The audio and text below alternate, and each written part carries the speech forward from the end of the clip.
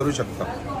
आता दुसरं असं की ज्यांची KYC राहिली आहे, ज्याच्यामध्ये करेक्शन त्यांचं करायचं राहिलेलं आहे, त्यांना 31 मार्चची मुदत आहे, तोपर्यंत तुमचं करेक्शन करून घ्या।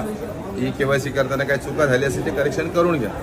आणि महत्त्वाचा मुद्दा की प्रत्येक वर्षाच्या जूनपासून पुढच्या 2 महिन्यापर्यंत आपल्याला प्रत्येक महिलेला KYC करणं बंधनकारक आहे।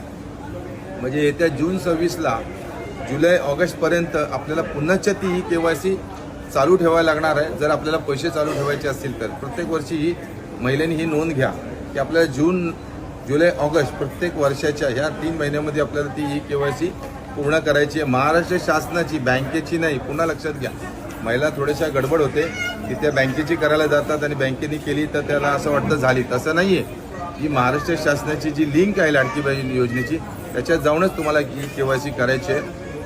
तर माझे ही सूचना आणि हा व्हिडिओ